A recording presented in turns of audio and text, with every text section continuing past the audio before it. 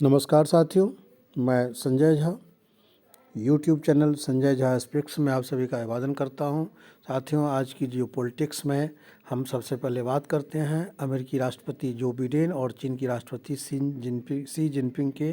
की मुलाकात की। ये मुलाकात आज सुबह हुई है, चाइनीज़ टाइम के अनुसार पहले सुबह हुई है और ये बैठक लगभग 200 मिनट तक चली, यानी 3 घंटे से अधिक। और इस बैठक में द्विपक्षीय वार्ता पे ग्लोबल इस बैठक में जो ग्लोबल इश्यूज हैं, मेजर ग्लोबल इश्यूज हैं, लाइक क्लाइमेट चेंज, कोविड-19 का जो संक्रमण फैल रहा है उसको रोकना, और देश और दुनिया के सामने अन्य तरह की जो चुनौतियां हैं, जैसे कि अनएम्प्लॉयमेंट, उसके बाद जो है इकोनॉमिक डेवलपमेंट आदि पर में विस्तृत चर्चा हुई और दोनों देशों ने एक दूसरे से कॉर्पोरेट इंटरनेशनल इश्यूज पे एक दूसरे के साथ सहयोग करके काम करने का एक दूसरे को भरोसा दिया। दोस्तों, ये फॉर्मल बात है जो दोनों देश के बीच हुई होगी, लेकिन ग्लोबल टाइम्स ने दोनों के शी जिनपिंग और जो बिडेन, ये मुलाकात जो आज हुई है ये वर्चुअल मुलाकात थी। यानी जो बिडेन अपने देश व्हाइट हाउस में थे और चीन के राष्ट्रपति शी जिनपिंग अपने देश राष्ट्रपति भवन में थे, और वहाँ से वर्चुअल बैठक दोनों के बीच हुई है। और इस बैठक के बारे में चीन का जो ग्लोबल टाइम्स है, जो सरकारी अखबार है, उसने लिखा है कि जो बिडेन के साथ जब शी जिनपिंग की वार्ता हुई तो शी जिनपिंग ने स्पष्ट शब्दों में उनको चेताया इसलिए कि शी जिनपिंग ने जो बिडेन से कहा है कि अमेरिका में कुछ लोग हैं जो ताइवान के माध्यम से चीन को कंट्रोल करना चाहते हैं, चीन को प्रेशर में लेना चाहते हैं। दोस्तों, ये शी जिनपिंग ने जो बिडेन से कहा, according to the Global Times of China. और ग्लोबल टाइम्स ने आगे ये लिखा है कि शी जिनपिंग ने साफ कहा है जो बिडेन से कि ऐसा जो लोग सोचते हैं कि ताइवान के जरिए हम चीन को कंट्रोल कर लेंगे, they are playing with fire, यानी वो आग से खेल रहे हैं, और आग से जो खेलता है वो झुलस जाता है। यानी चीन, ग्लोबल टाइम्स की माने तो चीन ने उनको चेताया है, अमेरिकी राष्ट्रपति को चेताया है कि आप आग से खेल रहे हैं और आग से खेलेंगे तो आप झुलस जाएंगे। और उन्होंने कहा, शी जिनपिंग ने कहा कि चीन का एक एक बच्चा, एक एक आदमी वो ताइवान के साथ अपना यूनिफिकेशन चाहता है, यानी चीन का पूर्ण एकीकरण चाहता है। और अगर वो एकीकरण नहीं हुआ, आप इस फिगर में देख सकते हैं, ये ताइवान है जो मेनलैंड चाइना से अलग है, अभी यहाँ डेमोक्रेटिक सेटअप है, ये ताइवान से अलग कंट्री है, जबकि चीन मानता है कि ताइवान हमारा हिस्सा है और हमें इस हिस्से को हमें मिल जाना चाहिए। और चीन ताइवान को कब्जा चुका होता, लेकिन अमेरिका इसकी ताइवान की मदद कर रहा है, जिस कारण चीन जो है वो ताइवान को कब्जा नहीं कर पा रहा है। ये ताइवान है, और इसी वजह से ये जो बीच का पोर्शन देख रहे हैं, ये स्टेट ऑफ ताइवान कह रहा है, साउथ चाइना सी का ये हिस्सा है, और ये बहुत ही सेंसिटिव पोर्शन, दुनिया का सबसे सेंसिटिव पोर्शन बन चुका है। तो दोस्तों, ये देख रहे हैं आप ये चीन और ताइवान के बीच में जो आप वॉर वेसल्स देख रहे हैं चारों ओर, ये सिर्फ और सिर्फ ताइवान की सुरक्षा के लिए है या ताइवान को कब्जाने के लिए है। एक तरफ अमेरिकी वॉर वेसल्स हैं, दूसरी तरफ चाइनीज़ वॉर वेसल्स हैं, जो एक चाह रहा है कि चीन पर कब्जा करेंगे, दूसरा चाह रहा है कि तुमको नहीं करने देंगे। तो दोस्तों, आज की जो बैठक हुई थी दोनों देशों के बीच, उसमें शी जिनपिंग ने स्पष्ट रूप से अमेरिका को चेताया कि आग से मत खेलो। अब चीनी मीडिया की अगर बात माने तो अमेरिका ने शी जिनपिंग से ये कहा, यानी जो बिडेन ने शी जिनपिंग से ये कहा कि मैं ताइवान की स्वतंत्रता का पक्षधर नहीं हूँ, मैं उसको नहीं चाहता कि वो जो है अलग स्वतंत्र रहे, वन चाइना पॉलिसी को मैं मानता हूँ, लेकिन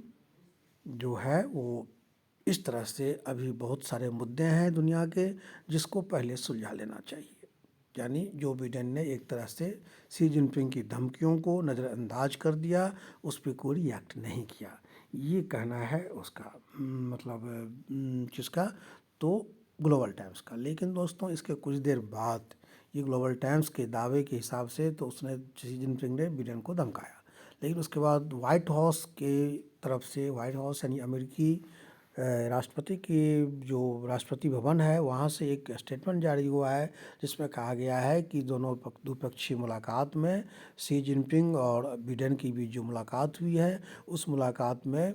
ताइवान के मसले पे से पहले जो इंटरनेशनल इशूज है उस पर बात हुई, और उनसे कहा गया शी जिनपिंग से कि आप मानवाधिकार के मुद्दे पे जो है आपको लचीला रुख अपनाना पड़ेगा, और शिनजियांग प्रांत में, तिब्बत में और हांगकांग में जो बार बार मानवाधिकार का उल्लंघन हो रहा है, इसे आपको रोकना पड़ेगा, और तभी जा कर के हम दोनों देशों के बीच के जो रिश्ते हैं वो सुधरेंगे।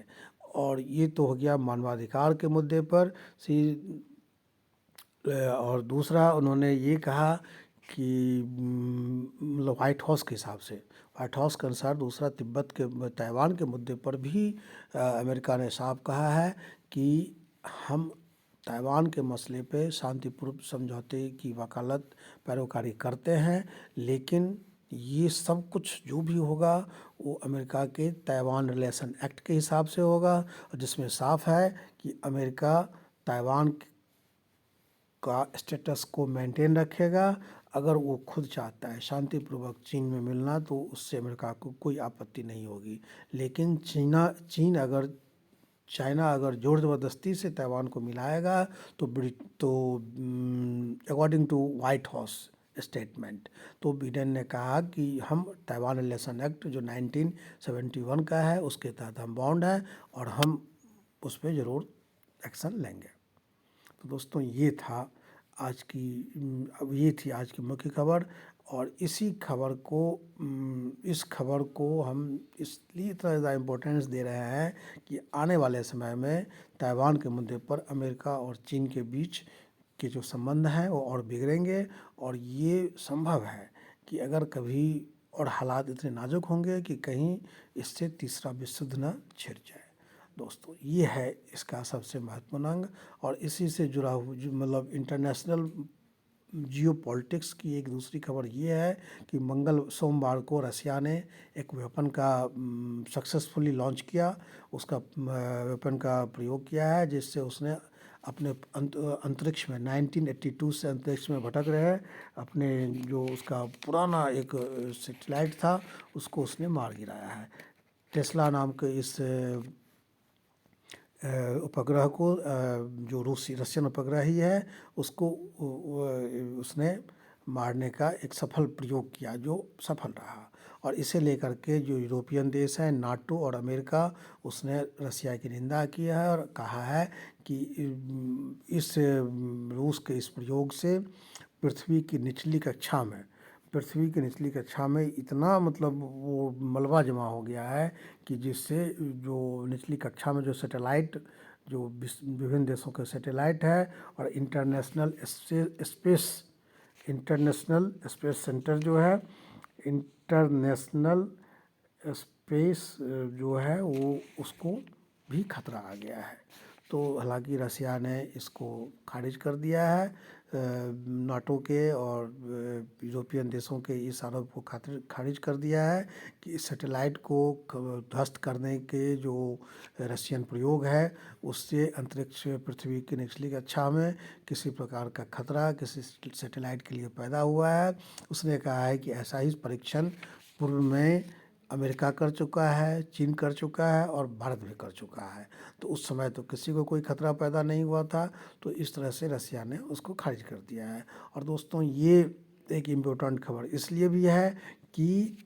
स्पेस में किसी भी पार्टिकल्स को, किसी भी ऑब्जेक्ट को ध्वस्त करने की प्रणाली अगर किसी ने विकसित किया है तो दैट मीन्स कि we are going ahead in space war, यानी दुनिया में स्पेस वॉर, अंतरिक्ष वॉर की संभावना बढ़ गई है। और जैसा कि रशियन स्टेटमेंट में जो कहा गया है कि अमेरिका, चीन और भारत इस तरह का परीक्षण कर चुका है। दैट मीन्स कई ऐसे देश हैं जो